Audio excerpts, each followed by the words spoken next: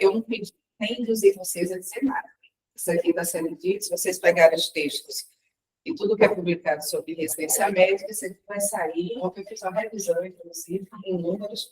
Tem uma publicação nova sobre educação médica, que é fantástica, e residência médica, eu coloquei no Zap para mandar para o professor depois, que eles estão dados.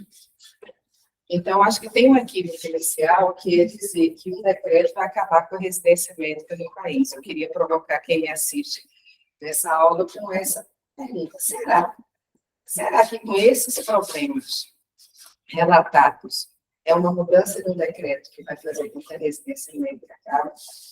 Não sei. Mas está posto para a gente debater já.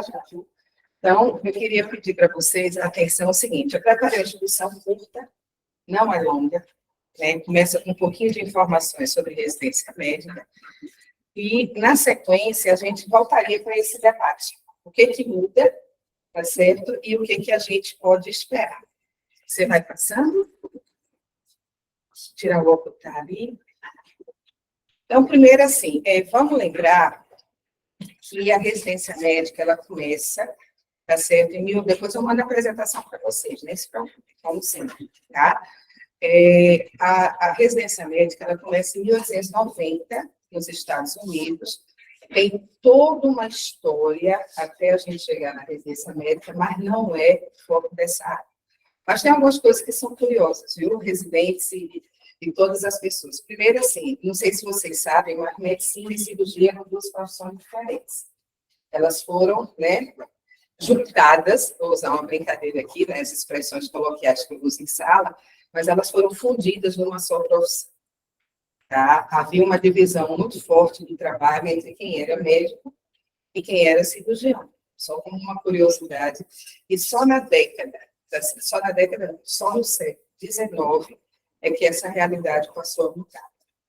E tem toda uma história da composição, da formação da corporação médica, que ela adquire uma característica diferente no mundo a partir desse século XIX. Então, a França tem uma história, a Alemanha tem uma história diferente, o Reino Unido tem outra, os Estados Unidos tem outra. São 4 países que têm uma evolução da conformação da corporação médica, que são diferentes entre si. Isso é muito bem relatado por um autor chamado Weiss. E ele faz toda a trajetória da organização da corporação e da conformação das especializações médicas ao longo do tempo nesses países. E a gente vai vendo com quem o Brasil se assemelha. O Brasil se assemelha muito, na minha forma de ver, à conformação que aconteceu nos Estados Unidos. Até porque depois se tornou hegemônico o modo de pensar com o relatório do Flexner et al. Aí, mas não. Em 1890, começam as residências médicas, né, na Johns Hopkins, Estados Unidos. E, no Brasil, o primeiro programa de residência médica na Faculdade de Medicina da USP, em 1944, e depois, em 1948, no Hospital dos Servidores do Rio de Janeiro. E, ao longo do tempo, a gente foi estabelecendo no mundo inteiro, né, a ideia concreta e correta de que a residência médica constitui modalidade de ensino de pós-graduação destinada a médicos sob a forma de cursos de especialização, caracterizada por treinamento e serviço, funcionando sob a responsabilidade de instituições de saúde, universitárias ou não, sob a orientação de profissionais médicos. Vamos lá. Como é que é esse panorama hoje, para a gente pensar o decreto e pensar aqui, como é que é a residência médica no Brasil hoje? Eu acho que é interessante vocês falarem em concentração, a gente olhar esse panorama nacional. Essa pesquisa foi feita ontem à noite para ficar bem atualizada, tá bom? Então, quando a gente junta por regiões, veja, em branco ali, aquela primeira linha, que depois eu desconsiderei nos slides seguintes, é porque são, infelizmente, ainda no sistema, programas que não têm o estado dentro do sistema, tá certo? Então, a gente tem no Brasil, ontem à noite, 7.417 programas de residência médica, com essa distribuição que está aqui em valores absolutos ainda, por regiões do país. Então, são 7.417 programas em 1.014 instituições, ou seja, são muitas instituições do Brasil que ofertam programas de residência médica, Na data de ontem à noite, 70.047 vagas autorizadas e 46.610 vagas ocupadas, das quais vocês fazem parte delas, tá? E quando a gente olha por região, né, ainda que a gente ainda não esteja vendo com percentual, que eu quis colocar em números absolutos para dar esse primeiro olhar, a gente de cara vê que tem uma concentração forte na região sudeste, né? Mas vamos olhar como indicador, que fica bem mais claro, que é só para ter uma ideia. E uma coisa que a gente sempre trabalha muito, no outro órgão que eu trabalho, além da UPE, é a correlação com população, para que a gente tenha uma ideia. Não que a distribuição tenha que ser igual, mas as necessidades de saúde são iguais. E o Sistema Único de Saúde, ele tem que atender a Dona Maria, que mora no extremo norte do país, a Dona Maria, que mora no centro-oeste e no sul. Então, uma ideia de correlação proporcional entre profissionais de saúde e população nos parece, a nível do CONASEMES, Conselho Nacional de Secretaria dos Estados de Saúde, bastante interessante, porque as necessidades de saúde, elas são de toda a população brasileira, né? Então, quando a gente faz uma correlação assim, repara, a região norte tem 8% da população, mas 3,8% das vagas autorizadas de residência médica. E assim vai. Então, o Nordeste, a região em que a gente está, tem 26,9%, 27% da população e 17% das vagas autorizadas. A simetria que a gente fala é muito grande, né? E se o mercado não resolve assimetrias, é uma outra coisa que eu já teria que colocar aqui para a gente poder discutir. O Estado, respeitando concepções mais do ponto de vista mais liberais ou mais do mercado, mas o mercado não resolve a simetria. Quem resolve, ou não resolve, mas enfrenta assimetrias é o Estado. E é por isso que a gente discute a Comissão Nacional de Residência Médica como uma instância de regulação estatal na formação. Ela não pode ser uma instância de autorregulação da corporação. E essa é a discussão que está posta agora nesse decreto. Tá? E aí, os dados são muito concretos. Tá? Aqui eu não estou inventando nenhum, é censo. Tá bom? Programas de residência médica, vagas autorizadas e vagas ocupadas. Então, repare que a região sudeste, que tem 84 milhões de habitantes, censo de 2022, 42% da população, mas tem 54% das vagas autorizadas de residência médica. Essa é a realidade. Vamos passar? Aí a gente vai fazer um outro raciocínio que é importante também. Aqui são as vagas ocupadas, porque uma coisa é a instituição oferecer vagas, outra coisa é a instituição ter essas vagas ocupadas por processo seletivo, tem desistência, tem vários processos. E uma outra coisa que eu coloquei esse dado, que é super importante, por quê? Porque quando se fala em residência médica, existe uma cultura no país que as residências do Sudeste seriam as residências com maior ocupação, as melhores. Vamos ver o percentual de ocupação por região das vagas autorizadas e das vagas ocupadas.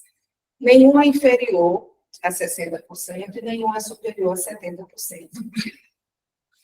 Essa também é a realidade. Vocês podem conferir. Isso chama para um outro raciocínio, né? Porque, assim, essa discussão da região Sudeste é só uma provocação a mais. Perdão, vocês todos, tá certo? Mas a professora Mariane sabe, a gente tem que pensar, está numa aula aberta, os residentes vão ter que pensar sobre isso. Então, vamos desconstruir um pouco de que a região Sudeste teria maior ocupação, absurdamente maior que as outras, por conta da qualidade dos seus programas. Aqui está o dado, tá certo? Então, a gente tem a região Norte, com 62,97%, e, na realidade, quem tem a maior taxa de ocupação é a região Centro-Oeste, não é a região Sudeste. Fica outra provocação para quem discute, tá certo, programas de residência médica no país. Vamos lá? E aí, para a gente falar do decreto, eu só queria lembrar a vocês a diversidade do Brasil. Eu gosto muito desse slide, tá certo? Aqui são todos os municípios brasileiros geoprocessados, Tá? E aí a gente vê que quanto mais próximo do litoral, refletindo a nossa ocupação, que foi do litoral para o interior, menor a extensão territorial dos municípios, e se a gente jogasse em cima a densidade populacional, também seriam os municípios de maior densidade populacional. Quando a gente vai para a região norte, região centro-oeste, também para o nosso sertão aqui no nordeste, e região centro-oeste e norte, né, e o nosso sertão, a gente vê que a extensão territorial dos municípios, ela é gigantesca. Aquele município em amarelo ali, lá em cima, não sei se dá para você marcar, Maria, está entendendo? É Altamira, é o maior município de extensão territorial do Brasil, e ele é maior do que o estado da Paraíba inteiro, tá bom?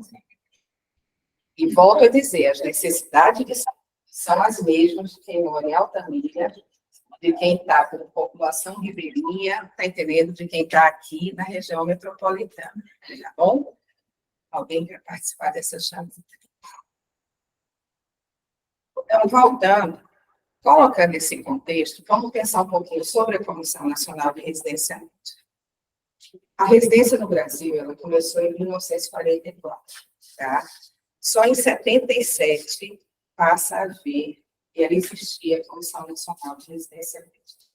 Então, o que a gente tem? Tá certo? A gente tem um hiato de 33 anos entre o surgimento do primeiro programa, no Hospital das Clínicas da Faculdade de Medicina da USP, e uma iniciativa de regulação estatal no governo militar. E a primeira Comissão Nacional de Residência Médica, ela tinha 10 membros, 5 das entidades médicas, 5 do Estado, um deles do Estado-Maior das Forças Armadas. Tá? E aí já tem uma questão que a gente vai explorar mais à frente, mas desde a primeira legislação sobre residência médica no país, nunca houve a obrigatoriedade de o Ministério da Educação e o Ministério da Saúde terem representantes que fossem médicos. Isso é importante demarcar, porque a gente está falando do período do governo militar, de um decreto que falava da regulação da residência, e tinha 2 representantes do MEC, um do Ministério da Saúde, e um do Estado-Maior das Forças Armadas, e o 5º membro que fazia, tá certo, às vezes, de secretaria executiva, sem que isso fosse tão formalmente estabelecido no decreto. Tá bom?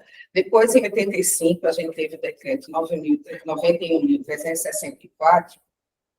Esse decreto foi muito interessante, ele não mudou praticamente nada do decreto anterior, só retirou o representante do Estado-Maior das Forças Armadas, porque a gente estava, para quem viveu com a professora Joselma, Ana Simões, eu, a professora Luta Liga, pensando se eu incluo o professor Demócrito ou não nessa conversa, tá certo? Ele tem um rostinho muito mais jovem, tá bom? Mas porque a gente estava vivendo o momento da abertura, né, a eleição do Tancredo Neves, que morreu, assume José Sarney, e foi retirado do decreto do Estado-Maior das Forças Armadas. Foi a mudança que a gente teve ali e nada mais. E aí, passaram-se, né, os anos foram correndo, e em 2011, o governo da presidente Dilma, a gente teve a edição, a publicação do decreto 7562, que estava regulando a residência médica até agora, quando houve, agora no mês de abril, a publicação do decreto 11.991. No de 77, 85 e no de 2011, não havia a obrigatoriedade dos representantes do MEC, Ministério da Saúde, serem médicos. Por que eu estou reiterando isso? Porque isso é uma das coisas que foi muito debatida, e eu acho que para conhecimento e debate, a gente tem que verificar e estudar sempre, como era antes, como é agora, aí a gente pode estabelecer comparações mais assertivas. Tá? E aí, sobre ele, agora, vamos ver as diferenças para que a gente possa, daqui a pouco, abrir o debate. Mas também, se alguém quiser interromper logo, fique muito à vontade. Tá bom? Acho que a gente está num ambiente que permite, inclusive, para quem nos ouve e está nos assistindo também. Então, agora, comparando os dois. São alguns debates comparando os dois, para a gente chegar na fase de debate. Então, tá lá. No decreto 7562, a CNRM, eu vou passar para falar abreviado, né? É composta pela plenária e pela Câmara Recursal e presidida pelo secretário de Educação Superior do MEC.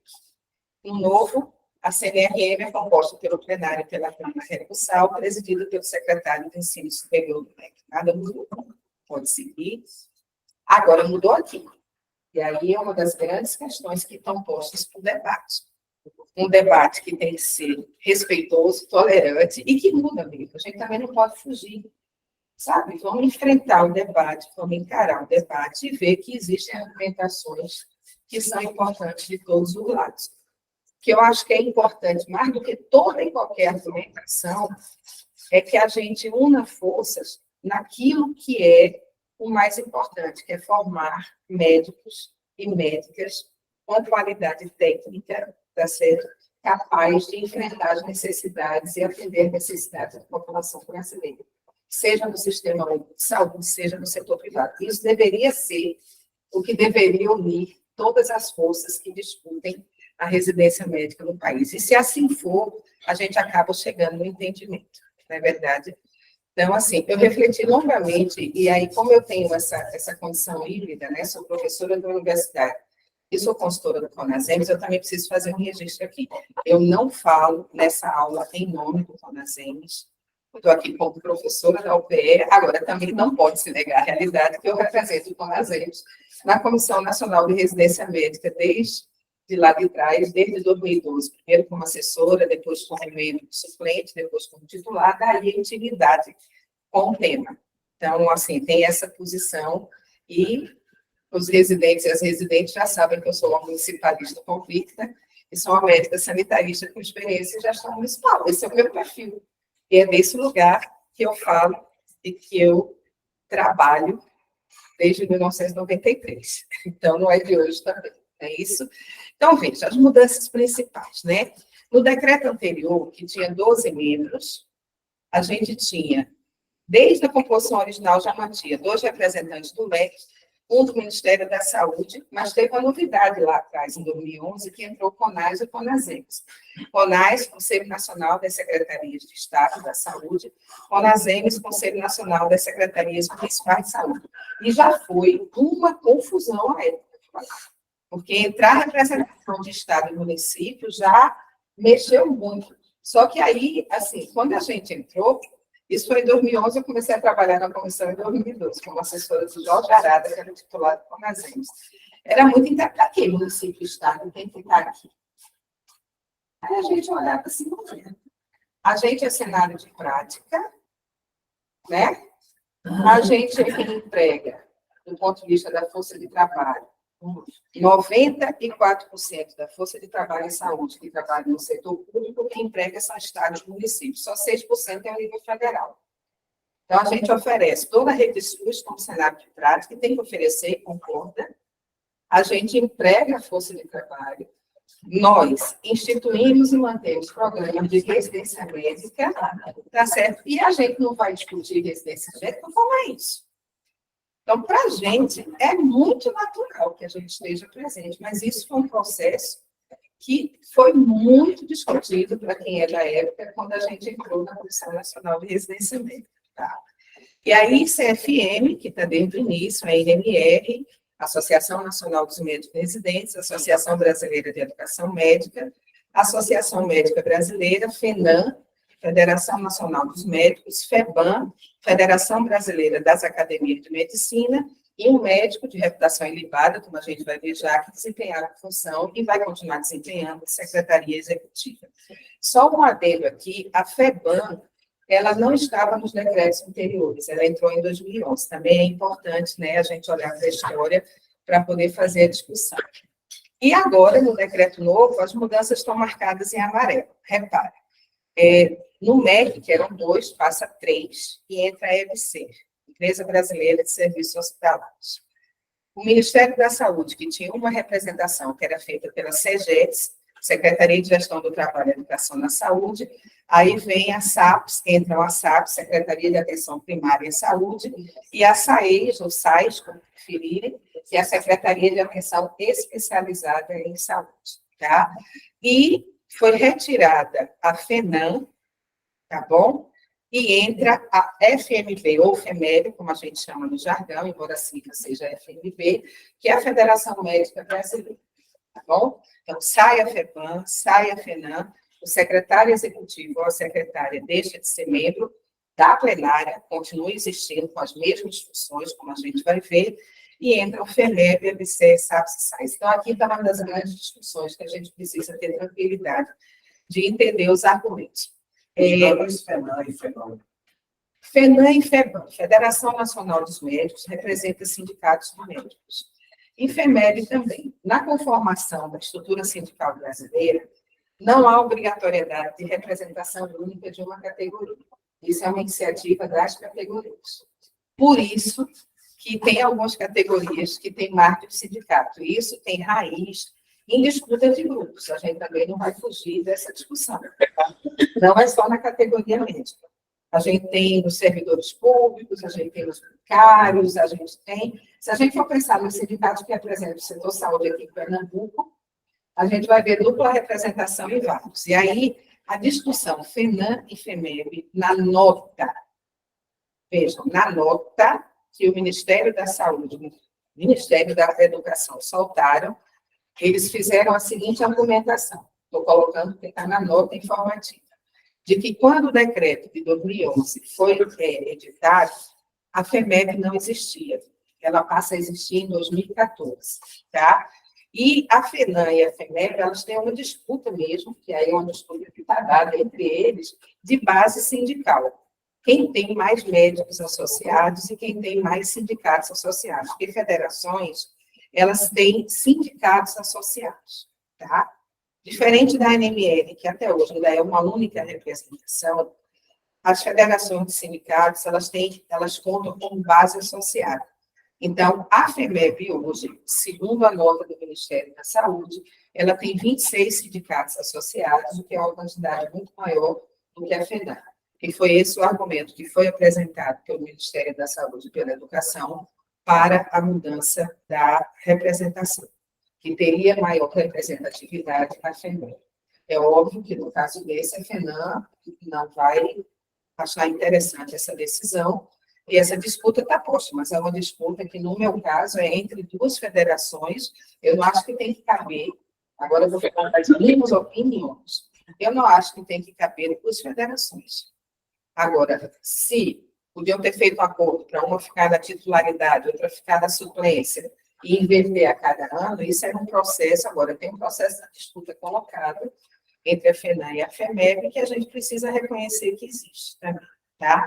A FEBAM, Federação Brasileira das Academias de Medicina, foi colocada no decreto 7508, 7562, perdão, e a FEBAM não estava antes. A Federação Brasileira das Academias de Medicina, ela tem uma atividade, para quem conhece as academias de medicina, que é bastante assim, ligada a eventos culturais, ela não é exatamente ligada à formação. E aí foi este o argumento que está na nota informativa MEC, Ministério da Saúde, para que houvesse a saída. Agora eu estou falando de argumentos. Particularmente, eu acho que, está entendendo? Lá vou eu dar uma opinião um pouquinho diferente, eu acho que não teríamos problemas em manter a FEBAM. E eu já manifestei essa posição pessoal, tá certo? Mas é uma questão que também não vai mudar, como a gente vai discutir, tá? A discussão deve ser SAPS e SAES. Para mim, aí, de novo, lá vou eu, é a opinião da professora aqui, que milita nessa área já há mais de uma década. Eu acho super importante. E aí eu vou defender, ainda que eu leve muita pancada dos meus pais, como eu digo sempre. Por quê? A SAPS e a SAES, como médica sanitarista, representam a atenção à saúde no SUS. E representa o recurso da atenção primária, todo o recurso assistencial. Não estou falando só do recurso financeiro. Quem formula as políticas nacionais que dizem respeito à atenção à saúde? São as SAPs e as SAES. Quem sabe e tem a condição de olhar para o Brasil e pensar a distribuição de especialistas para que a gente garanta o atendimento e enfrentamento das necessidades de saúde da população. As instâncias de coordenação federal, nacional do SUS, lógico que tem que decidir com a gente na tripartite, lógico que tem que discutir no Conselho Nacional de Saúde para que tenhamos a política com a participação popular. Agora, quem tem visão, Brasil, de ver todas as diferenças, ainda que seja num processo de governança com estados e municípios, e consegue enxergar as diferentes necessidades, na minha forma de ver, são as secretarias que têm que formular política nesse sentido. Então, na minha forma de ver, a representação do SUS ganha muito com a presença da SAFS e da SAES na Comissão Nacional de Residência Médica. Sei que isso é polêmico, mas eu acho que a gente tem que colocar o que é polêmico para discutir e respeitar todas as opiniões diferentes e encontrarem que estejam presentes aqui na mesa. Mas eu defendo fortemente a SAFS e a SAES na Comissão Nacional de Residência Médica. E acho que a gente vai ganhar ao longo do tempo. E também volta à provocação inicial. Se a gente tem grandes problemas na residência médica, tá certo? E a gente tem, também não pode fugir deles, nenhum deles foi porque a SAPS e a SAES estavam na comissão. E nem é por conta da presença dessas duas estruturas, que isso vai mudar tão rápido. Já tem essa leitura, viu? Uma leitura estratégica. A EBC faz a gestão dos hospitais universitários.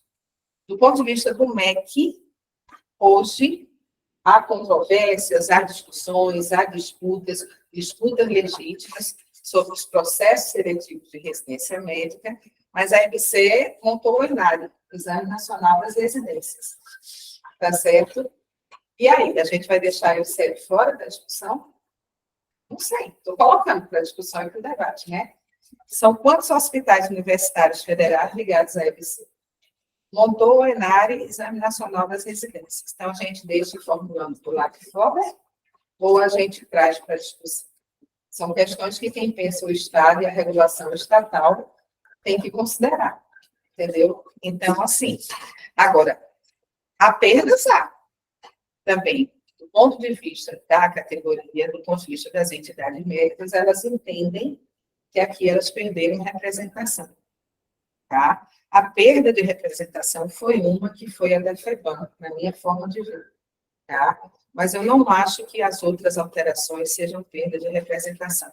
Como esse é o ponto mais polêmico, onde eu estou me demorando mais, mas eu estou de no relógio, Mariana, estou com 25 minutos que fala, já eu encerro, para a gente debater. Agora, por outro lado, também tem uma fala que eu vou aproveitar que eu estou aqui, tá certo? Como Conasemos agora, porque, assim, é muito interessante. Conas e Conasemos, meus amigos, é assim, depende de quem olha e depende do interesse do momento.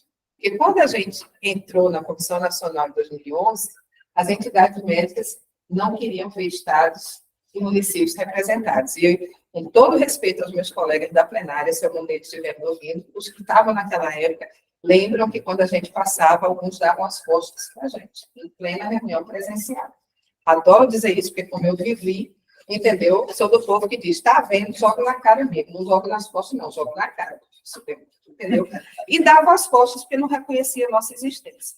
Aí, o governo federal também estava assimilando a nossa presença, mesmo num governo progressista como o da presidente Dilma, porque não era fácil para eles, que decidiam as coisas a nível federal, ter como meio, com voz e voto, instâncias que da Constituição nós somos chamados de subnacionais.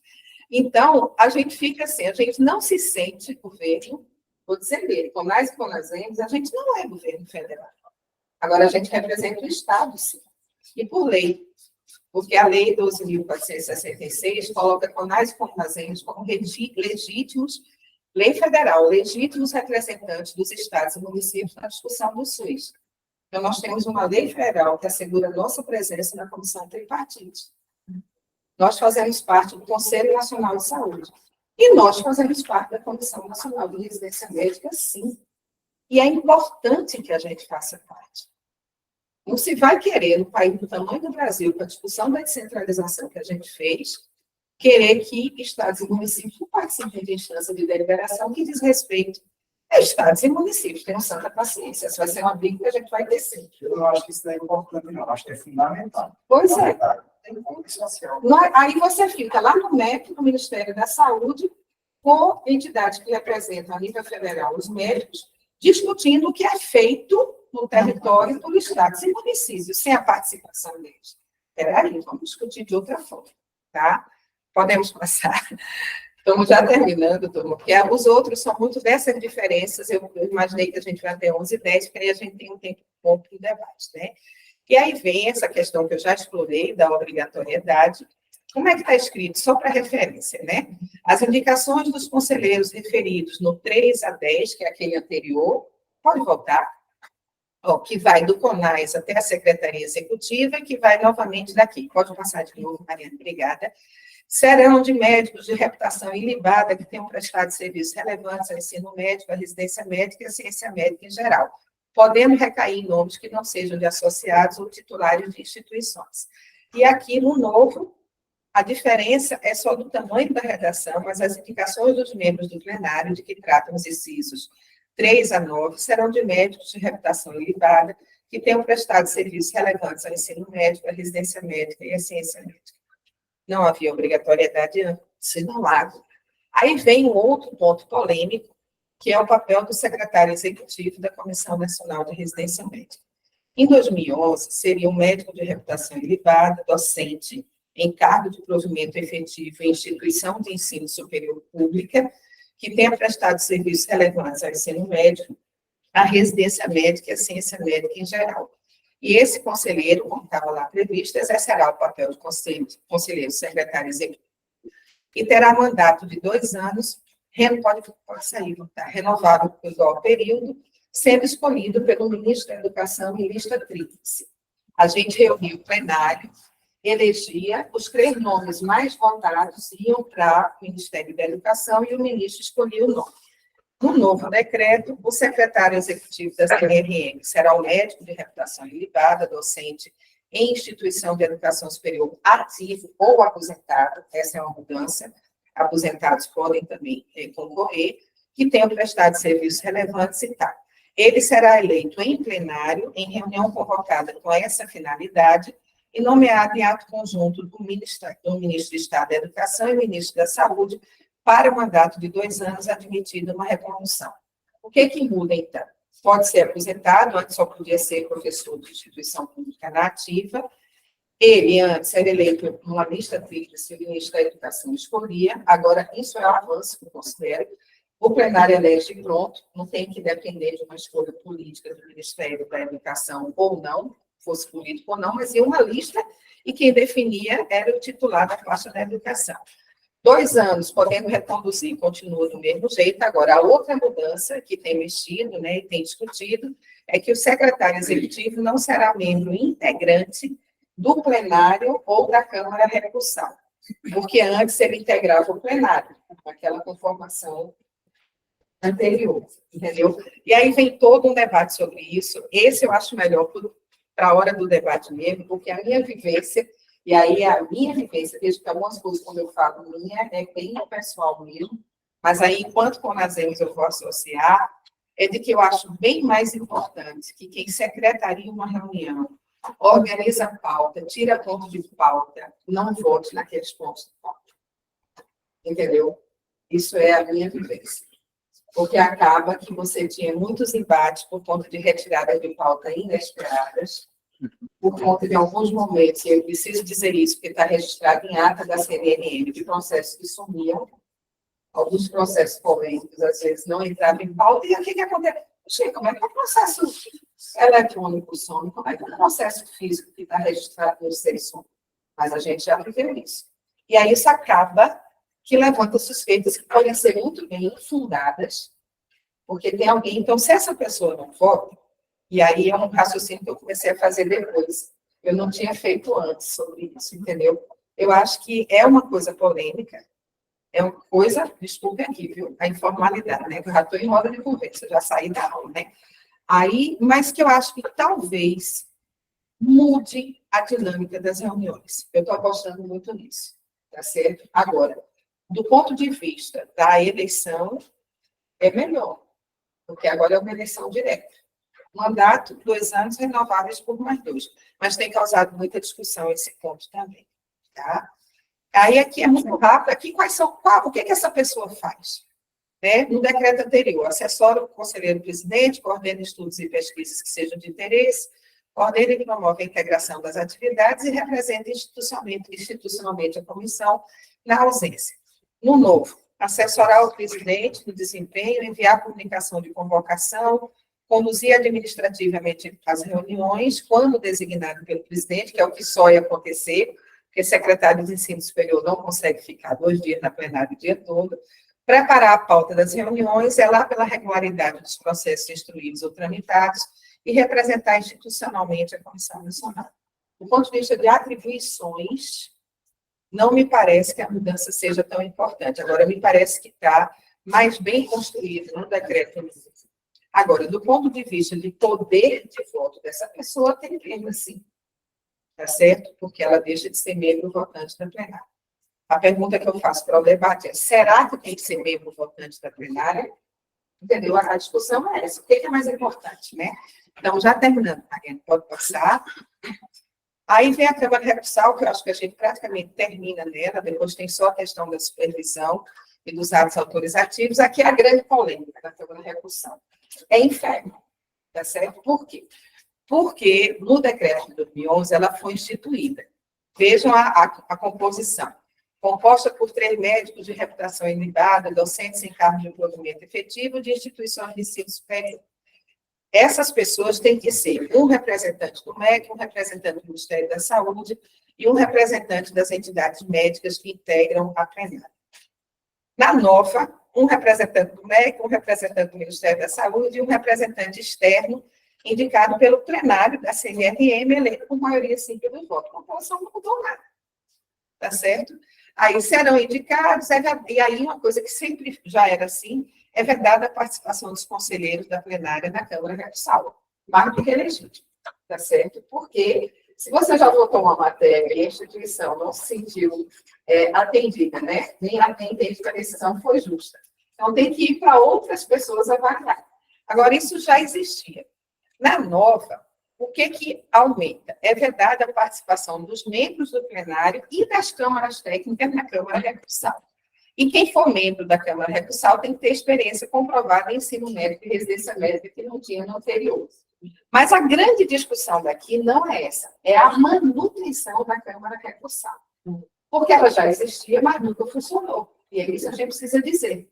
A gente descumpria um decreto federal até então. Existiu a Câmara Recursal. A primeira portaria de número dessa Câmara Recursal, ela é de dezembro de 2022. É importante colocar a data. Durante o ano de 2022, o secretário do Ensino Superior, que era o secretário Wagner, ele fez uma consulta às entidades médicas e pediu que as entidades médicas indicassem o terceiro membro que queria montar a Câmara Recursal. E só a ABEM indicou um membro. Quando passou o tempo, extrapolou que ele publicou a portaria, aí foi uma confusão. Porque como é que funcionavam os recursos até então e como funcionam até a data de hoje, dia 3 de maio de 2024. Quando uma instituição, o OC, se sente prejudicada numa decisão, ela apresenta um recurso à plenária da CNRM, solicita uma revisão de parecer. E aí, o que acontece na revisão de parecer? É designado pela CGRS, pela Secretaria Executiva, um membro da plenária para apreciar aquele recurso. E acaba que, por domínio da legislação, por disponibilidade, alguns membros se tornaram sempre os membros que apreciavam os recursos, tá? 3 ou 4 membros da plenária. Eu, entre eles, inclusive, estou me colocando aqui, até porque eu acho que é bem salutar, nesse caso, fazer um exemplo. Tá? Então, a gente recebia o recurso, apreciava, desenvolvemos estratégias para entender aquele recurso. Uma era conversar com a Comissão Estadual de Residência Médica, outra, né, consultar todo o histórico da instituição no CIS-CNRM, e a gente depois colocava o nosso recurso, o nosso parecer, para ser apreciado pela plenária. Só que não havia na legislação dizendo quantos recursos podem ter. E aí a plenária resolvia, em cima daquele recurso, decidia, e a instituição não estava satisfeita, apresentava novo recurso, e a gente ignorava a Câmara Recursal.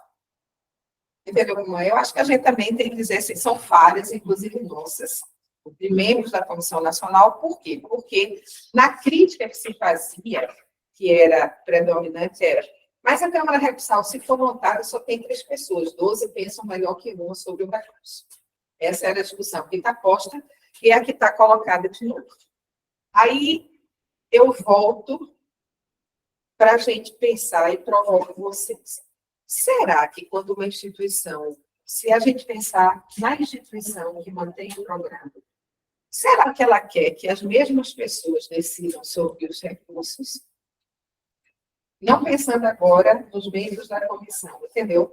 Pensemos aqui onde a gente está, no Hospital Universitário Oswaldo Cruz. A gente se sentiu aqui prejudicado com uma decisão da plenária, que fomos eu, Mariane e a professora Joselma, que discutimos, nós somos da SENEM, nós fizemos a visita, nós somos da Câmara Técnica, avaliamos o recurso a primeira vez, avaliamos a situação e fizemos uma recomendação enquanto Câmara Técnica plenária, e, no caso meu e de Mariane, a gente está na plenária também. A gente 3 vezes decidiu sobre a mesma situação.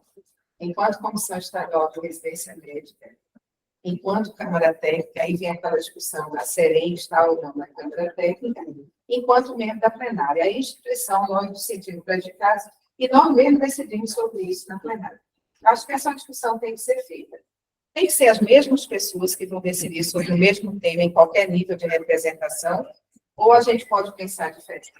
Eu não tenho muita clareza se a Câmara Recursal vai funcionar, porque ela existe desde 2011 e nunca funcionou. Eu acho que a gente vai ter que testar isso. Porque, como está hoje, também não está confio. Muitas instituições que apresentam recursos, se elas estão satisfeitas com esse cenário. Inclusive, tem uma novidade, já está terminando. Agora eu estou no final mesmo, vamos lá. E aí, pronto, ó, compete a Câmara Recursal decidir os recursos.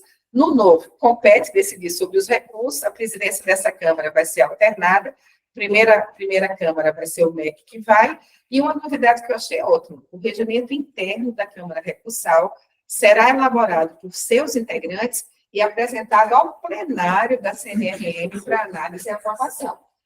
Então, a gente vai discutir o regimento, como ela funciona, e enquanto plenário é que a gente vai, ela não vai ser autorregulada. Ela vai propor funcionamento e o plenário da CNRM é que vai aprovar o regimento. Vamos lá, Mariane?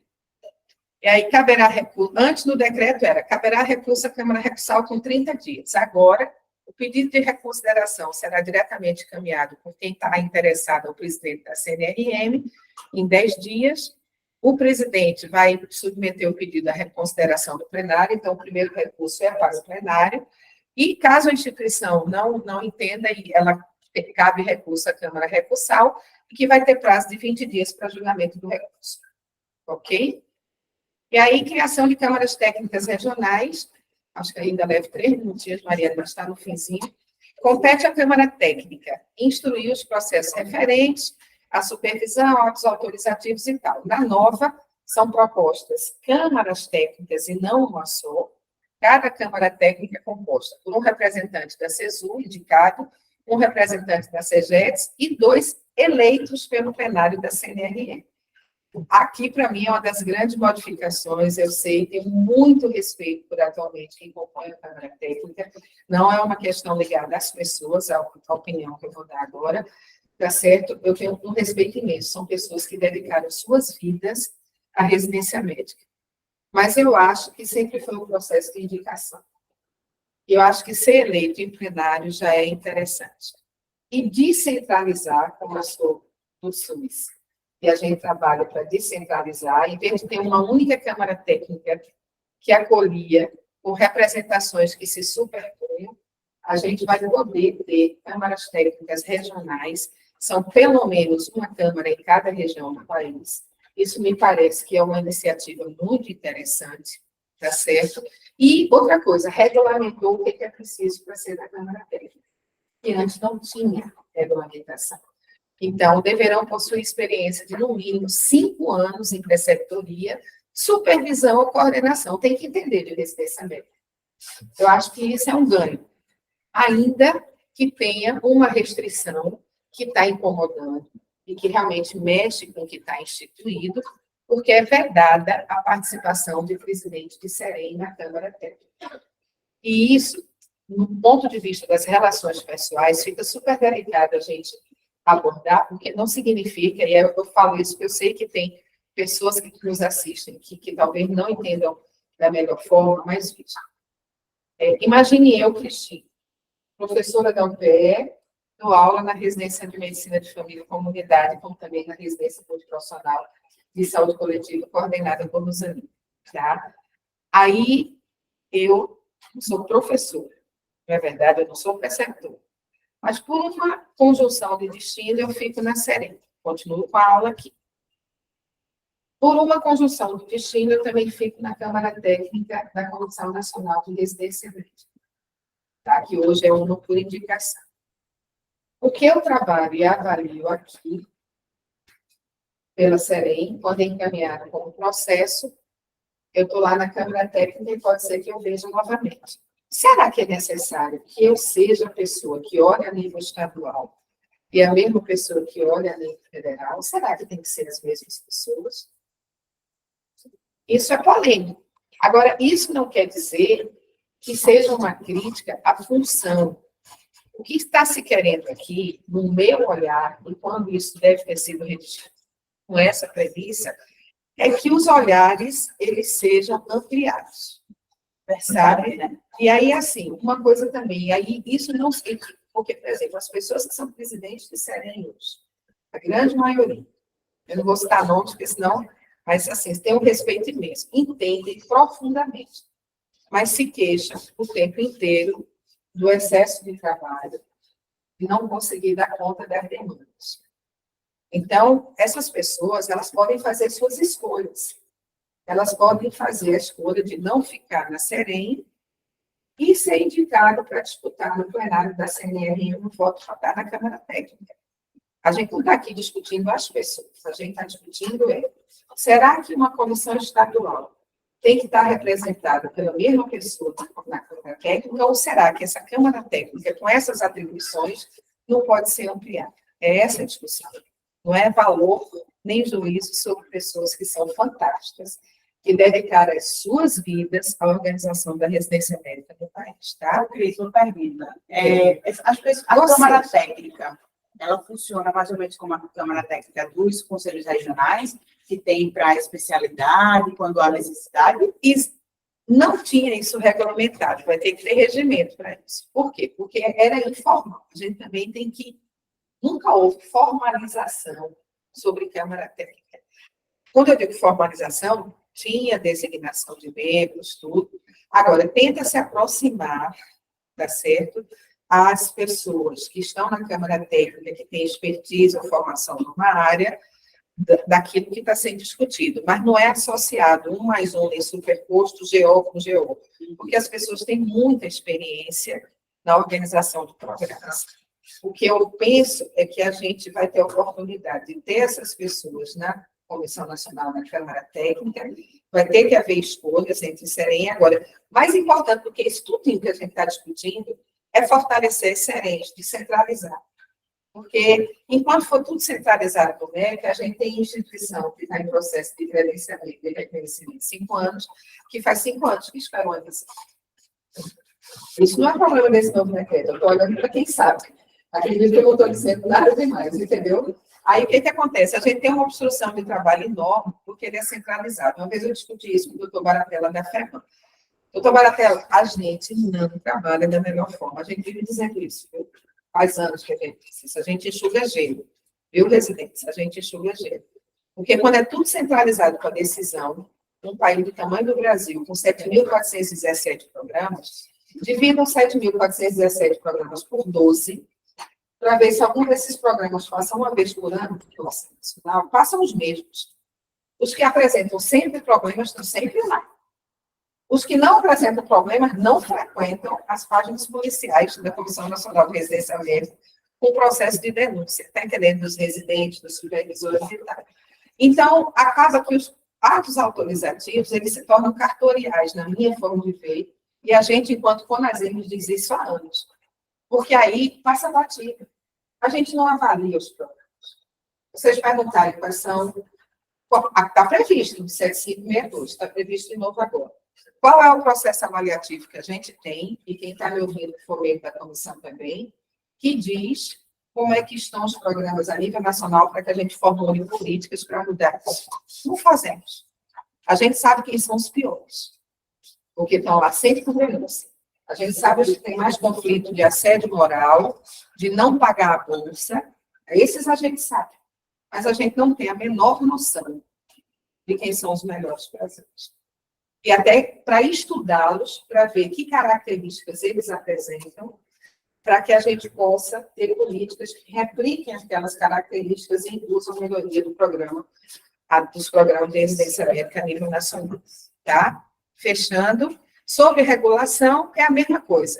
A gente trabalha com residência, tanto credencia ou recredencia instituições, autoriza, reconhece e renova o reconhecimento de programas. A mesma coisa agora, pode passar, Mariana, é só para dizer que está exatamente igual. E quando um programa apresenta problemas, no decreto anterior, a gente podia ter um protocolo de compromisso, que foi utilizado pouquíssimas vezes nos anos que eu participo, e a gente decidia pela desativação do programa, que a gente usa mais o termo descredenciamento, mas é errado, e descredenciamento da instituição. E, por uma outra legislação, está aqui embaixo, as formas de supervisão, modalidade, exigência e diligência, não constava no decreto, mas é o jargão da gente. Exigência é quando a instituição tem problemas mais leves e fica em exigência por até 60 dias. Manteve-se isso, chamando de processo saneador. Diligência é quando ela não podia fazer novo processo seletivo, porque estava com problemas, não estava no decreto anterior, e vem no decreto novo, já no decreto, não como resolução da CNRM. E o nome agora, de processo sancionador, se refere a decisões que desativam programas e descredenciam instituições. Praticamente sem mudança nenhuma, viu, Maria? Acho que agora terminou mesmo. E aí eu acho que o debate, né, passei ainda mais só 6 a 8 minutos, é entre nós e quem está nos ouvindo, o que é mesmo avançar e o que seria retroceder, está entendendo, na residência médica no país. E aí eu volto, porque eu acho que isso aqui é o início mesmo. Essas mudanças mudariam, ou mudarão para pior, o desrespeito da carga horária, de 60 horas, pergunta para residentes e também para quem está presente. Vão mudar a questão do assédio moral, vão discutir o valor da bolsa e o trabalho associado, vão desconcentrar os programas e vão mudar a relação de vagas por alunos formados, ou o que a gente está assistindo é uma disputa que não é essa. Porque se elas forem dar conta e fossem piorar, possivelmente minha posição seria de repúdio ao decreto. A minha análise técnica, e é técnica mesmo, é que a disputa que está aqui não é essa. A disputa é outra. É isso. E eu acho ainda que essa questão, né, de dizer se vai avançar ou retroceder, eu ainda vejo a entrada dessas outras secretarias como um potencial avanço, inclusive, por exemplo, a discussão das bolsas, né? Se você tem uma secretaria que tem recurso e que a gente está nesse contato, muito né? bem lembrado. Se você quiser tirar, porque as pessoas ficam vendo a gente, né? Acho que a tela está... Mas veja, hoje 61% das bolsas desses são bancadas pelo MEC e pelo Ministério da Saúde, tá? 61%. E o grosso é o Ministério da Saúde. Principalmente através do Pró-Residência Médica, que é um programa que existe desde 2009. 2009 foi imaginado como para reforçar a implantação do programa de interesse do SUS, lança editais, esses editais as instituições concorrem e podem ou não, tá certo, ser, né, aceitas as suas propostas e sempre têm que estar de acordo com a necessidade do SUS. Tem o pró-residência médica e o pró-residência de uniprofissionais e multiprofissionais de saúde, tá? Acho que era isso. Rafaela pediu a palavra. Pode falar, Rafa. Oi, Rafaela. Bom dia, gente. Queria saudar a professora Cris. Vocês estão me ouvindo, gente? Sim. Tranquilo? Queria mandar um cheiro para a professora Cris, saudar aí todo mundo dessa minha casa maravilhosa, querida, que é a Universidade de Pernambuco, agradecer a Mari e a todo mundo que propiciou, né, esse debate. Eu não pude estar aí presencialmente, mas que bom que vocês... Fiquei tão feliz quando eu vi que ia ter essa transmissão online. Acho que a gente precisa ter debates desse quilate mesmo, sabe, gente? Então, que importante essa contribuição da UPE. Estou muito feliz também que foi gravado, quero ter autorização, inclusive, para a gente poder divulgar aí Brasil afora esse debate, né, com elementos tão importantes que a professora Cris trouxe, né? Queria colocar, a gente, enquanto Coreme Recife, não temos ainda a posição oficial, é tudo muito novo, né? Vamos ter até uma reunião hoje à tarde, e um dos pontos que a gente vai começar a amadurecer, e eu queria começar por aí, a gente precisa começar a amadurecer o debate. Acho que a gente está numa cultura, gente, de país, né, muito ditada, sobretudo pelas redes sociais, que é essa coisa do você concorda, você discorda. A gente tem que ter opinião automática, né, e longeva e estática sobre tudo, né? Então, acho que esse é o tipo do debate que precisa ter camadas, né, de amadurecimento, seja nas comissões estaduais, seja nas comissões, nas COREMES, seja nacionalmente, seja inclusive de quem não faz parte diretamente do debate específico da residência, mas que a gente parte da premissa de que esse é um debate que tem uma questão social importante envolvida. A formação e a regulação de especialidades médicas é algo que extrapola as muralhas e os muros das entidades médicas, próprias instâncias universitárias e entidades do SUS. Então, a gente está falando de algo que dispara elementos importantes para a sociedade, né? E para a nossa forma de lidar com o cuidado e com a vida dos seres humanos, né? Então, a gente não pode se furtar disso. Então, eu, nesse lugar que estou, e aí esqueci de me apresentar, né? Eu sou Rafa Pacheco, sou filha dessa casa com muito orgulho, médica e médica de família e comunidade formada aí nessa casa linda, que tenho muito orgulho e apego. E sou sanitarista também, e hoje trabalho como professora da Universidade Federal de Pernambuco, no campus de Caruaru, e no Núcleo de Ciências da Vida, e também estou aqui compondo a coordenação da Comissão de Residência Médica da Secretaria de Saúde do Recife. Então, queria colocar desses dois lugares que eu falo, né, Cris, e é tão importante a gente se anunciar, né, nesses lugares, para as pessoas terem claro que nós somos também o chão que a gente pisa, né? Então, colocar da alegria de ver um debate dessa qualidade, com elementos que são tão importantes e foram colocados com tanta clareza e tanta honestidade intelectual por Cris, né? Infelizmente, nessa seara do debate da residência médica, não é a regra, né? A gente vê muito mais os interesses e os discursos e as narrativas sendo evocadas a partir única e exclusivamente dos interesses da tomada da disputa política, do que propriamente a gente pensar tecnicamente o que deveria ser a nossa obrigação, né? Enquanto pessoas formadoras, né, de especialistas médicos, enquanto pessoas vinculadas à educação, né? Então, colocar que, a princípio, isso não é uma posição institucional minha, né? A minha posição enquanto vivência, enquanto professora, como o Cris bem coloca, a gente tem esse lugar de ver com muito bons olhos a ampliação desse debate numa perspectiva de ampliar os parceiros e as pessoas que estão nesse debate, nessa discussão. E aí é muito para além, eu acho que é importante deixar destacado, é muito para além de dizer que é quem paga que tem que decidir, porque essa é uma lógica privatista que a gente também não se afilia, mas é de colocar que a gente entende que quem organiza, quem cedia e quem propõe na prática, no cotidiano e no São do SUS, pode e deve participar do debate, né? E aí, queria me afiliar aqui à professora Cris, na hora que ela coloca, por exemplo, que o CONAS e CONASEMS, eu fico tão assustada, sabe, Cris, de entender que ainda tem gente que questiona a presença do CONAS e CONASEMS na Comissão Nacional de Residência Médica. Ora, talvez sejam pessoas que também questionem, por exemplo, o fato de a gente estar numa Secretaria Municipal de Saúde, como a Secretaria do Recife, organizando 14 programas de residência.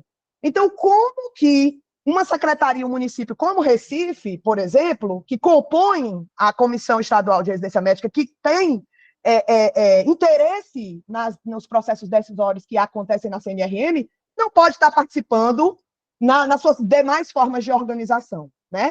E aí a gente não está falando só dos secretários municipais de saúde, isso também é uma coisa que a gente precisa amadurecer enquanto país, né?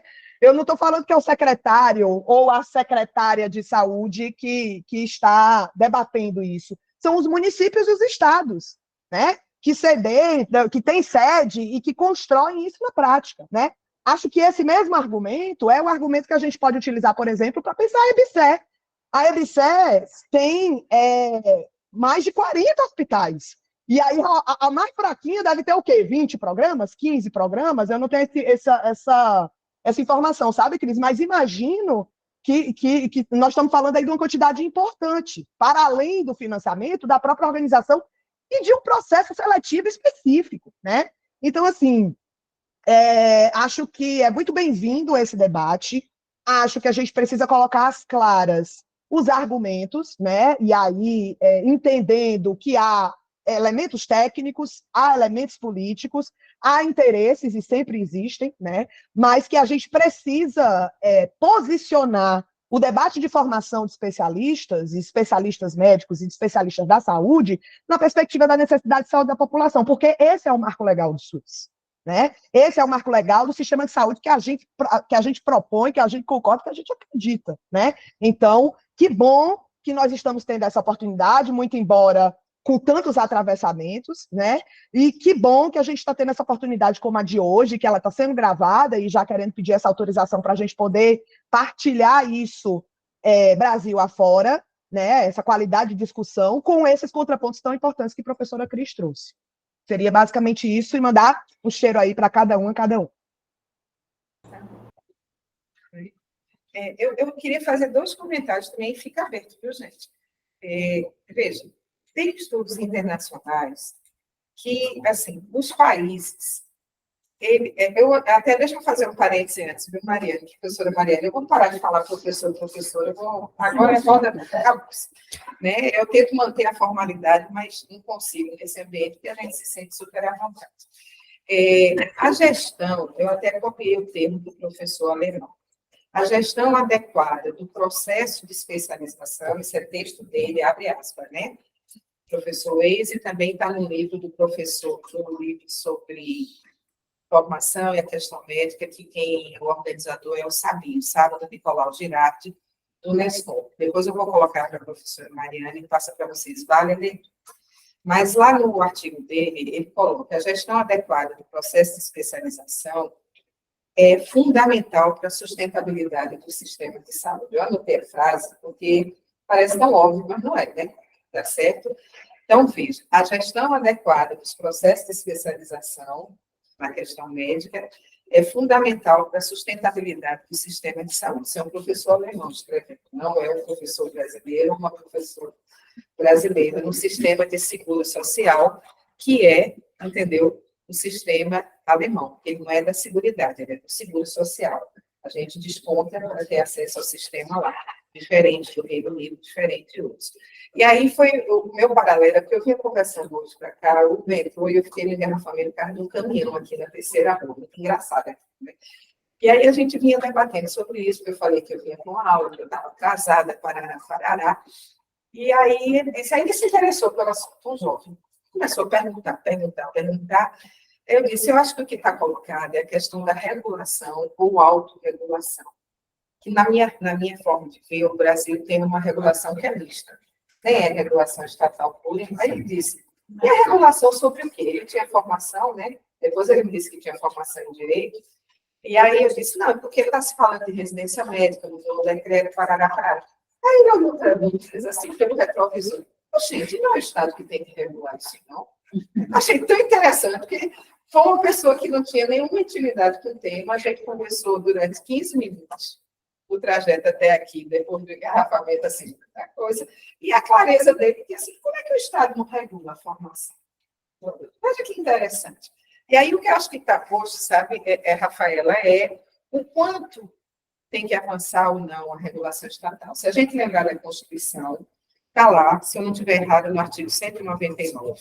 As ações de serviços de saúde são de relevância pública, cabendo ao Estado dispor sobre sua regulamentação, fiscalização e controle. Tá? Artigo 199 da Constituição, depois vocês conferem se é exatamente isso, mas é o espírito da coisa. Está aqui, eu posso não lembrar exatamente do texto. Então, eu acho que o que está posto é isso. E aí tem um exemplo que foi utilizado no outro debate que eu participei, que é a questão da anestesia. Se não for o Estado para discutir essa simetria, quem vai ser? Porque, veja, a SAIS, Secretaria de Atenção Especializada, fez um estudo sobre, fazendo a correlação entre salas de cirurgia e anestesistas no Brasil, com base no Cadastro Nacional de Estabelecimento de Saúde. Então, a correlação é o seguinte, quando você faz a razão, tá certo? quantos profissionais de anestesia existem, tá certo, por sala. Em Sergipe, tá certo? Aliás, a razão sala por profissional. A razão sala por profissional de anestesia em Sergipe é de 0,43. Significa que tem menos de um anestesista por sala cirúrgica. Foi um indicador interessante que eles desenvolveram, que eu achei. Aí fui pegar os dados totais para estudar. Nessa condição de ter menos de um anestesista por sala, porque é uma ideia bastante interessante. Vamos ver se a gente tem anestesista suficiente por sala cirúrgica nos blocos, porque é um indicador muito razoável. Na mesma condição de Sergipe está São Paulo, olha aí, viu? Distrito Federal, Minas Gerais, Rio de Janeiro, Santa Catarina e Paraná. Significa que eles têm, tá certo? Aliás, a razão é profissional, é sala profissional. Então, tem até um profissional para cada sala daquele. Até quase um. É uma relação que está bastante razoável. Se você pensar, vai ter quase um, embora seja de meio a um. Tá? Quando você vai para o Maranhão, a cada 4 salas tem um anestesista. É 4 salas por anestesista. Aí você vai ver. Em Sergipe, eu estava falando de uma forma equivocada, perdão, é a linguagem mesmo, querido. Em Sergipe, a gente tem 0,43, tá certo? Sala por profissional. Então, para cada 2 salas, eu tenho, posso fazer essa diferença, né? Aí, quando chega no Paraná, é 0,99. Ou seja, eu vou aumentando a desigualdade, tá certo? Não sei se eu estou conseguindo traduzir, mas é razão, sala por anestesista. Então, eu tenho desde 0,43 sala por anestesista, significa que eu tenho uma relação melhor, mas tenho menos salas, até eu ter 4 salas para um anestesista, que é 0,25 por sala. Estou certo?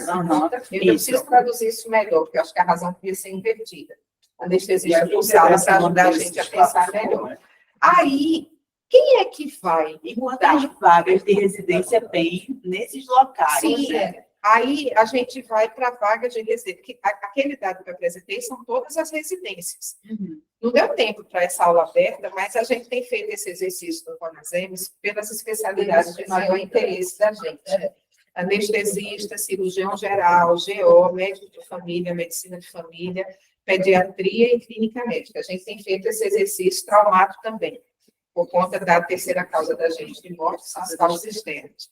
A gente tem feito esse exercício. Então, assim, quem a gente acha que por algo que começou em 1944 no Brasil, que começa a ser regulado em 77, com a composição atual, isso vai ter algum tipo de mudança? Eu estou perguntando porque eu acho que a gente precisa refletir. Agora, só a mudança do decreto também vai resolver? Não. Eu gosto muito da posição da DENEM, sabe? Diretoria Executiva Nacional dos Estudantes de Medicina. Eu gostei muito da nota que a DENEM soltou, porque, assim, o decreto, ele muda o aspecto regulatório. As questões que foram colocadas por vocês, o aspecto da regulação pode ser otimizado se eu tiver uma melhor comissão nacional, se a gente conseguir fazer a tarefa que é mais importante, que é fortalecer as comissões estaduais, descentralizar as câmaras técnicas, a gente vai conseguir avaliar melhor os processos. Mas só quem vai chegar para a gente são os processos. Vai precisar ter denúncia. Que ação proativa a gente vai ter que não seja e diga respeito à regulação e que faça com que a gente mude essa realidade ou procure enfrentá-la, não sei se a gente muda, mas procure enfrentá-la num nível maior. Porque hoje a gente atua exatamente, eu vou fazer a associação entre medicina de família, o modelo assistencial privatista e o modelo voltado para a atenção básica, tá? Na atenção básica, vocês que são residentes, essa é uma aula com vocês, para vocês, tá bom? A gente trabalha o conceito de território, o conceito de equipe, não é verdade? O conceito de fazer intervenções no território para mudar a realidade de saúde daquele local. Eu sei que é uma síntese muito rasteira que eu estou fazendo, mas é para algum raciocínio. A gente não atua só na demanda espontânea, não é isso. Concorda comigo? A gente procura pensar, ou deve procurar, e como Maria Correia, eu tenho certeza que ela faz isso. Agora, na Comissão Nacional de Residência Médica, a gente só atua na demanda espontânea, no que chega na Comissão Nacional de Residência Médica. A gente mudou o modelo de atenção à saúde na ponta, mas não está mudando, está com a mesma lógica do modelo assistencial privatista no funcionamento da Comissão Nacional. E esse decreto ainda não muda essa realidade. Ele permite a gente atuar melhor nessa realidade. O que a gente precisa avançar é uma política nacional de residências em saúde, que vem sendo discutida, e que procure reorientar, inclusive, é um passo à frente, na minha forma de ver, esse processo regulatório de credenciamento e funcionamento de programas. Porque a gente deveria atuar antes das denúncias precisarem ser feitas. Por isso que a iniciativa Banco de Avaliadores, que tem desde 2011, ela precisa ser fortalecida. Os senhores e senhoras, que têm os 5 anos de experiência das câmaras técnicas, precisam ser candidatos, e quem nos ouve também, ao Banco de Avaliadores.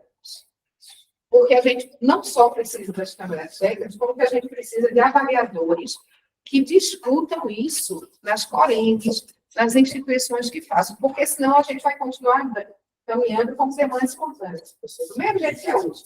Façam essa associação entre a medicina de família e o modelo assistencial privatista. A Comissão Nacional ela funciona por demanda espontânea.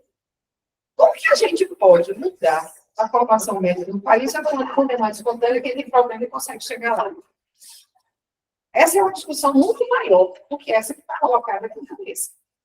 Saúde não eu falo demais, né? Não. É a ansiedade de discutir isso. Desculpa.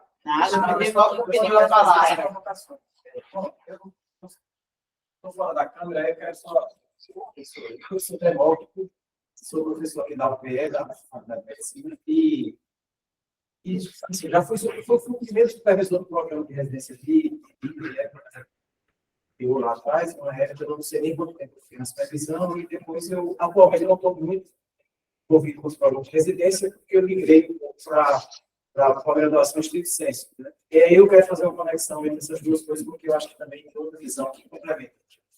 Mas eu queria, assim, eu vou fazer alguns pontos aqui do que a Cristina discutiu, e vocês vão dar depois do tudo aqui, depois eu vou precisar. Mas eu acho que tem uma discussão muito grande que foi colocada com essa coisa dessa discussão do decreto, que é sobre a qualidade da residência médica. E aí eu queria trazer algumas questões aqui que eu acho que são importantes, assim, por exemplo. Porque como é que esse decreto pode afetar a qualidade? Eu acho que essa é uma discussão que está sendo muito provocada pelas entidades médicas, e os grupos, todo mundo está muito preocupado que a qualidade da residência médica vai ser afetada, porque, digamos assim, a supervisão que as entidades médicas dariam, ou pela participação delas na comissão, na proporcionalidade da comissão, está afetada e tudo mais. Assim, eu acho que era um ponto bem interessante de abordar isso, Cris, assim.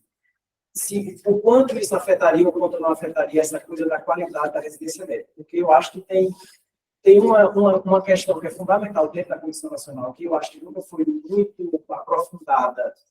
Assim, eu acho que por falta de perna, você até trouxe algumas questões aqui, como é que as câmaras técnicas e a Câmara Recursal, como é que essas outras, digamos, estruturas que poderiam auxiliar nessa questão de avaliação de qualidade, de supervisão de programa, e que não funcionam. Né? Então, a comissão ficou uma comissão muito estática em cima da história de regular os programas novos e apagar fogo, né, quando tem as denúncias, e assim, como você disse, de 7.400 programas, alguns que são os problemáticos que vão ocasionalmente passar pela comissão. Né? Então, e não existe um programa, digamos assim, sistemático de avaliação da residência médica. Eu acho até muito difícil, quando eu faço uma analogia, por exemplo, eu hoje sou avaliador de programa de estrito sensu, né, de pós-graduação na área do medicina. Então, existe uma sistemática, a cada 4 anos, esses programas são temas de Comissão Nacional, que se reúne e avalia esses programas. Agora, eu acho que é mais simples, à medida que você tem indicadores mais concretos para avaliar o programa de pós-graduação. Você avalia os produtos, basicamente, que é artigo publicado, que é a produção científica dos programas e tal. Então, é outra visão totalmente diferente da residência, porque é muito difícil você avaliar o produto que é o residente, que é quem vai, quer dizer, é o médico especialista depois que sai da residência, que vai para campo trabalhar. É difícil avaliar isso. Né? Pode-se avaliar, por exemplo, inserção, trabalho, essas coisas. Quer dizer, eu acho que falta discutir indicadores de qualidade dos programas, né? E avaliar isso. Essa é uma questão. que eu acho que o decreto em si não afeta. A minha visão é que não afeta isso. Não afeta nem para bem, nem para mal. Talvez, porque assim, não é disso que está se tratando. O fato de sair ou entrar uma representatividade, como foi feita naquelas mudanças, eu acho que também não afeta isso. Nem para pior, nem para melhor. O que eu tenho, a impressão, a sensação que eu tenho é que o que está em jogo aí é a possibilidade de se avaliar o que é uma demanda para o Estado de especialista e como é que você credencia novos programas para atender essas demandas. Aí, para mim, é muito claro que, por exemplo, assim, quando a gente fala de a representatividade do Estado dentro da Comissão Nacional, você fala bem, é Estado, né, governo? É Estado, como as EMES, OSEMES e as secretarias que dizem respeito, à formação, né, de especialidade, fora as entidades médicas, que eu também acho que, de certa forma, tem ali uma participação fundamental na vigilância da qualidade dos programas e tudo mais. Eu acho que, assim, o Estado brasileiro, como o maior provedor de bolsas e como o maior empregador dos egressos dos programas de formação, ele tem até a obrigação de estabelecer a política de formação de recursos humanos. E recursos humanos na área médica é residência médica. Então, assim, para mim é tão lógico que tenha um peso o Estado, né, nessa Comissão Nacional, que regula, que fiscaliza, que supervisiona e que autoriza a credenciar e descredenciar o programa, que para mim isso é muito lógico.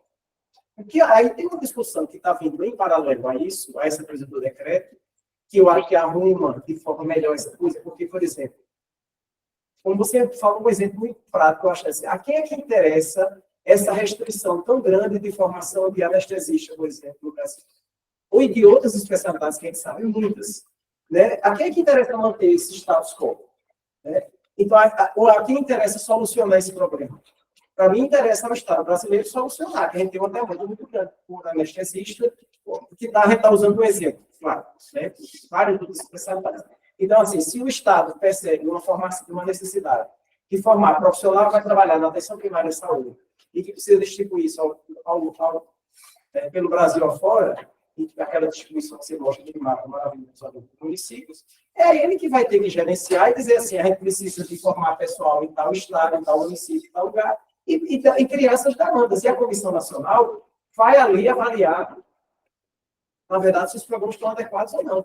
E tem que ter uma estrutura que garanta isso. Assim, se a comissão foi lá avaliar, diz que não é adequado, tem um recurso, uma Câmara Recursal que possa avaliar também de forma isenta o que é que, se aquele programa está ou não adequado para se credenciar. Eu acho que é essa questão. Né? Então, é aí que está o nó. Assim, se o Estado é o maior pagador de bolsa, é o maior pagador de empregado que sai da residência médica, por que ele não pode, vamos dizer assim, ter um papel, não é ele para determinar isso, mas ter um papel também importante na criação dos programas, na sugestão, na supervisão, no credenciamento de programas novos que vão atender a demanda de médicos nas diversas regiões do Brasil. Eu acho que isso é a questão fundamental desse decreto, está aí. Né? O que eu acho que também a gente pode discutir, e aí eu peguei ali meio que na reparta do que você fala lá no final, que tem alguns aspectos que o decreto traz, né, nessas estruturas que dão apoio à Comissão Nacional, que podem trazer, sim, para mim, trazer qualidade na avaliação, na avaliação continuada dos programas, que talvez traga alguma coisa de avaliação mais sistemática. Talvez ele tenha algum ganho ali. Eu acho que falta ter uma discussão. Eu acho que eu sinto muita falta de residentes aqui, né? Porque fora os que estão presentes que são da aula, eu sinto muita falta de representatividade do residente nessas discussões. No tempo que a gente foi na comissão, da Associação Pernambucana de Residentes depois da Nacional. Essa discussão jamais seria a nossa presença. Eu duvido que não tivesse aqui pelo menos uns 12 representantes de cada hospital, pelo menos um residente que fica aqui brincando. Porque a gente tinha, e era muito ativo, representante de cada unidade hospitalar. Né? E a gente fazia reuniões semanais, reuniões que tinha 12, 15 pessoas participando. Representante, não era assembleia, não era representante, reunião de discussão. Então, assim, eu sinto falta um pouco disso, porque, assim, essas pessoas que são mais interessadas em dizer assim, que o meu programa deve ter uma supervisão de qualidade. né? E eu acho que essa é uma discussão que tem que ser trazida para a Comissão Nacional. E uma criação de um programa de supervisão, digamos assim, sistemática, continuada de todos os programas de residência, né? Então, assim, isso é uma utopia lá para frente. Mas, assim, tem umas questões que eu não consegui trazer aqui, mas eu queria que você falasse sobre essa questão da qualidade. E a outra é, assim, uma dúvida que eu fiquei é a questão da Câmara recursal. Por exemplo, quando um recurso é feito um recurso, digamos que teoricamente fosse para a Câmara recursal, que agora estaria, né, independente, mais independente da Comissão Nacional. Se houver uma divergência, como é que isso é resolvido? Por exemplo, volta para ser avaliado. Vai depender do regimento. Né? Aí depende da A gente tem que fazer essa discussão. Porque existe um perigo ali, eu diria, entendeu? Dessa Câmara recursal, que eu até concordo com ela, e concordo que ela deve ser também um pouco independente, mas ela não pode também ser um instrumento de desautorizar, né? Não é chamado de desmoralizar, mas desautorizar a própria Comissão Nacional. O próprio plenário. Então, assim, tem que ter uma vinculação aí que traga para o plenário, né, ainda uma estratégia de manter um certo equilíbrio aí, né, das instituições nacionais. Demora, eu concordo com você. A Câmara recursal ela PZT porque ela é a mesma. É, com uma melhoria de quem a compõe e tal. Agora, do ponto de vista do processo do recurso, tem uma coisa que o representante do CFM falou que me faz pensar. Ele diz, como é que a decisão que é mais complexa é um número menor de pessoas? Eu acho que essa ponderação a gente tem que fazer, sabe? E são reflexões mesmo. Essa ponderação do CFM, bom, se fez o primeiro recurso, a instituição ainda não está satisfeita, é porque a situação é complicada. Não é verdade? Né? Como agora a gente teve em São Paulo um concurso que foi redundado na judicialização, que é cada vez mais frequente em residência. Né? Eles não cumpriram na prova o que é preconizado pela Comissão Nacional. Não fizeram as áreas básicas todas presentes na prova. Foi no Hospital de Servidores de São Paulo. E virou um processo público. Né? E aí não colocaram questões de saúde coletiva, medicina preventiva e medicina de família. Em vez de fazer 20, 20, 20, 20, que a gente tem a obrigação por resolução, né, na prova de acesso, 20 de GO, 20 de clínica médica, 20 de cirurgia, pediatria, 20 de saúde coletiva e medicina de família, colocaram 40% de GO, 20% de clínica médica, 20% de cirurgia e 20% de pediatria. A confusão dos diabos. E logo criança, o Hospital de Servidores de São Paulo, estadual, série em São Paulo, é implicada. E o que aconteceu? Eles descumpriram, mas no edital deles, estou falando isso para voltar, viu, Debora? Rapidinho. É um caso prático da agora. Agora, foi discutido agora em fevereiro, né? Em janeiro e fevereiro. E aí, o que acontece? Os candidatos de medicina de família entraram com denúncia na Comissão Nacional. Olha, a gente concorreu, mas não tinha questões sobre nós, que é a obrigação. Aí a decisão da gente da Comissão Nacional já tinha matriculado 61 que tinham passado, que fizeram pós-fato, no edital deles, eles previram, não corrigiram. Então, o edital deles, que é a regra do processo seletivo, estava daquele jeito, mas eles estavam descumprindo o edital, a resolução da CNRM. Aí vai lá, confusão vai para lá, confusão vai para cá. Isso fere o princípio da CNRM, que é você ter uma distribuição igual das áreas básicas no processo seletivo, certo? Aí a gente considerou, enquanto Comissão Nacional, que a gente não ia reconhecer os residentes matriculados enquanto a instituição não resolvesse. A gente passou uma tarde inteira, foi um turno inteiro discutindo isso. Foi uma discussão, uniu todo mundo, tá? Os 12 da Comissão Nacional acordaram isso sabendo dos riscos. Por que a gente sabia dos riscos? Porque na denúncia a gente estava colhendo que foi prejudicado. Mas a gente sabia da decisão que quem já está matriculado pela instituição também estaria prejudicado. Entraram numa ação, ainda está sendo julgada com uma liminar, parará, estão lá reconhecidos. E está a confusão instalada. Estou falando isso para voltar para a questão da regulação. O que é que a gente poderia ter feito? Vamos fazer a anatomia do erro. O que a gente poderia ter feito para evitar que essa situação não acontecesse, que essa situação acontecesse, né? Que a gente evitar que ela... A gente poderia ter tido uma Câmara lá em São Paulo que analisasse os editais, principalmente o edital estadual, e que não permitisse que aquele edital fosse à frente. Hoje, só como ideia para conhecimento de todos, quando a gente está nos municípios ou no estado que vai comprar, vai lançar uma licitação, a gente tem que alimentar o edital da licitação no sistema do Tribunal de Contas. E o Tribunal de Contas do Estado atua antes da licitação ser feita, dizendo, ó, esse edital está errado. Só para fazermos uma associação com outra coisa que o Estado faz. Aí ganharam e está a confusão. Os prejudicados que me fizeram a prova de medicina de família, porque não tinha questão para eles, os que já estavam matriculados e respeitaram o edital, e é um mal-estar que não vai se resolver nem tão cedo. Aí eu estou falando desse exemplo por quê? A regulação, eu defendo que as entidades médicas estejam na Comissão Nacional de Residência Médica. Eu não defendo a regulação estatal pura. Tá certo? Porque se eu defendo a participação popular e controle social, eu, por princípio, defendo que quem participa desse processo. Agora, em última análise, eu ainda defenderia que tivesse usuários na Comissão Nacional de Residência Médica, porque eles é que são o objeto do nosso trabalho, e para quem, quando eu digo objeto, não codificando, para quem a gente forma. E seria muito importante para as entidades médicas ouvirem a opinião e a visão dos usuários sobre a qualidade com que são atendidos. Eu acho que essa seria, como eles se ausentam do Conselho Nacional de Saúde, essa seria uma discussão importante. Tá certo? E aí a discussão de paridade, para mim, seria paridade com os usuários, que é como a gente construiu no SUS e eu participo dessa construção. Então, vamos ter 50% de usuários na Comissão Nacional de Residência Médica, vamos ter 25% de trabalhadores, vamos colocar outros. Por quê? Porque as equipes que são, muitas vezes, discutem situações onde o poder médico se sobrepõe ao poder das equipes, elas precisariam ser escutadas também, e vão colocar 25% de gestores e gestadores.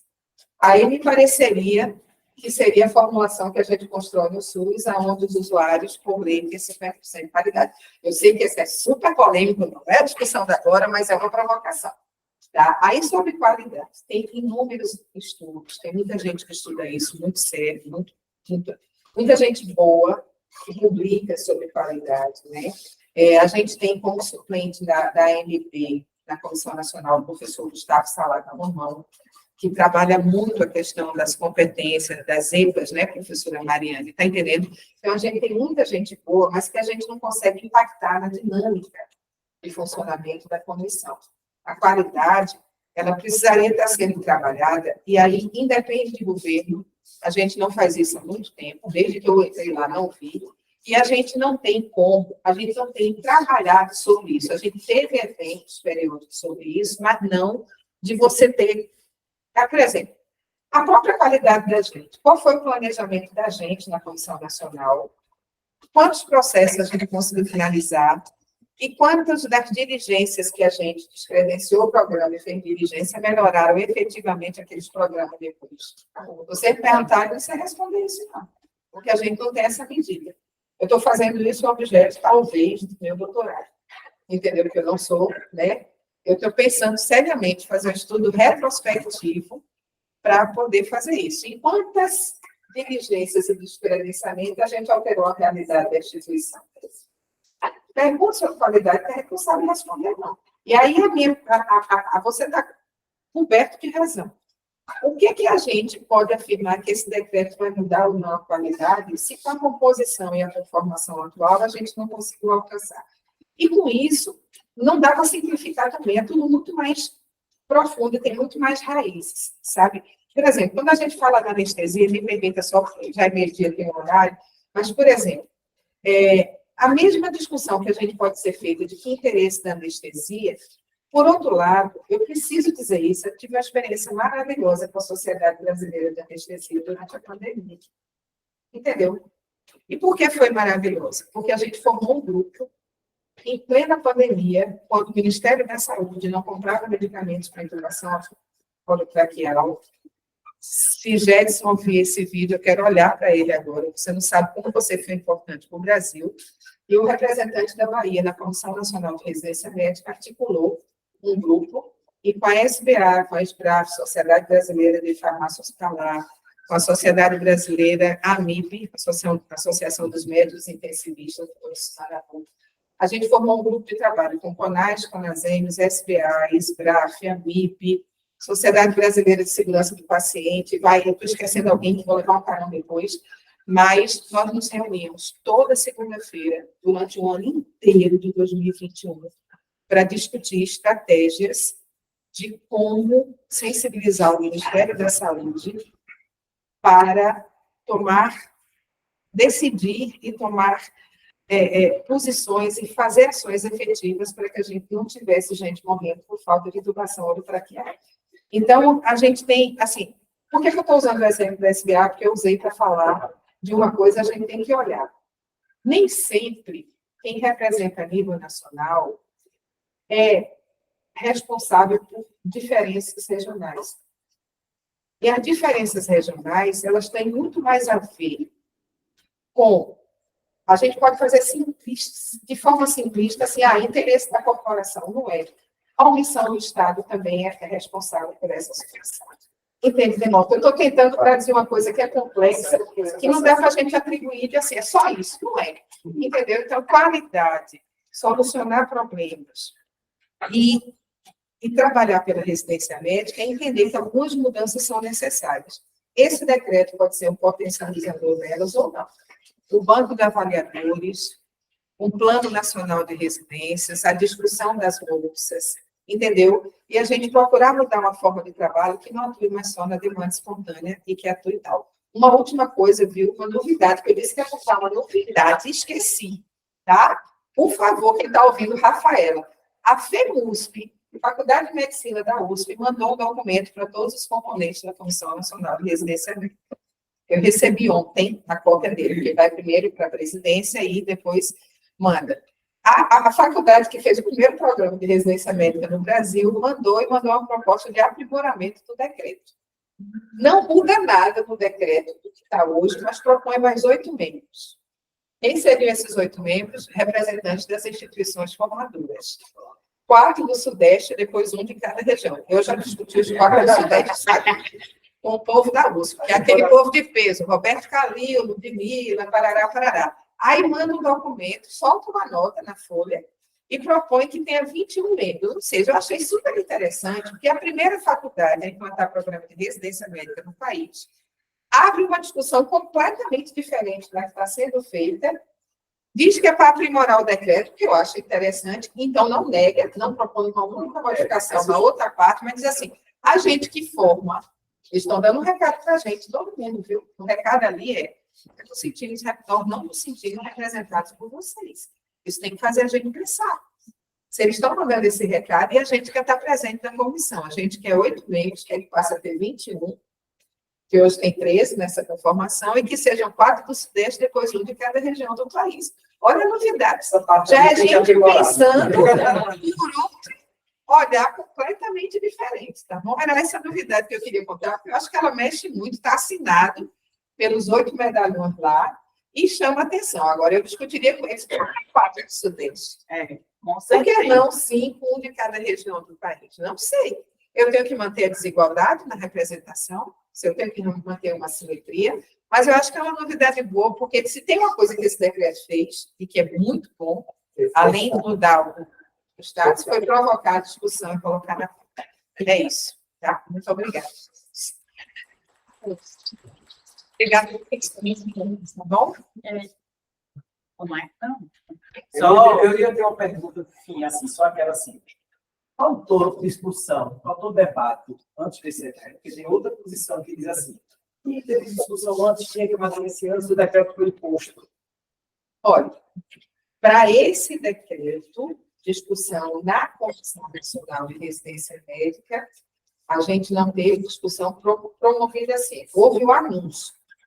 A doutora Denise, secretária de Ensino Superior, ano passado, disse, eu não concordo com o decreto, está gravado em ata. Está certo? Está registrado em ata, perdão. E a gente está discutindo uma mudança do decreto. Foi feito um anúncio, sim. Antes dela, inclusive, deixar a CESU ir para cá. Agora, por outro lado, sabe, a gente, mais de uma vez, já tinha discutido por que a gente não senta e propõe mudanças. Então, eu acho que essa discussão, não participamos ou participamos, ela tem mais de um olhar.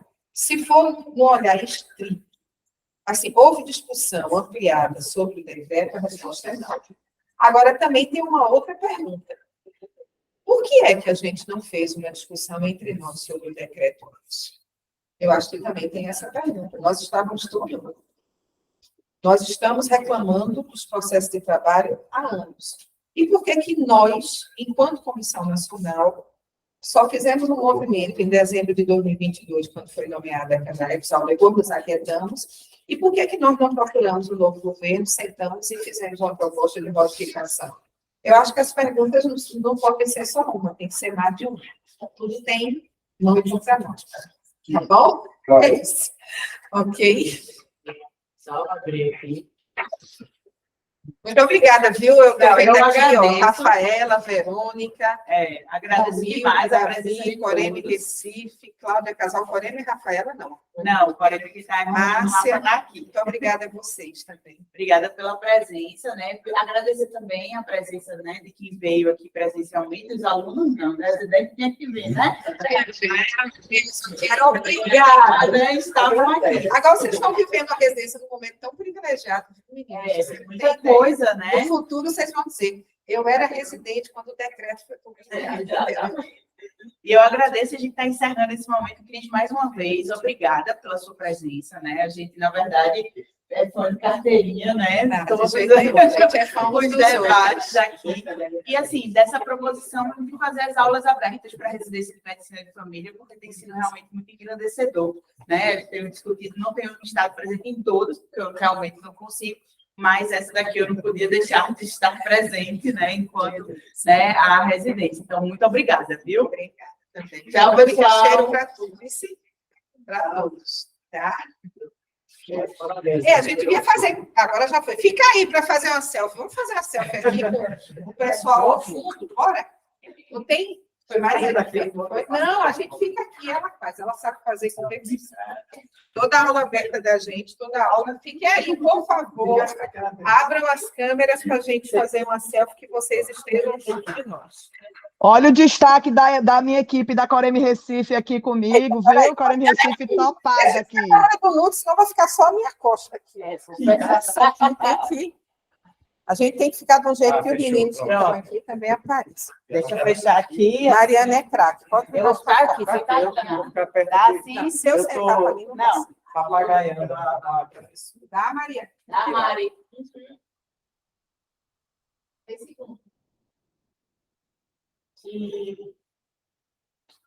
Show, gente. A gente manda para vocês.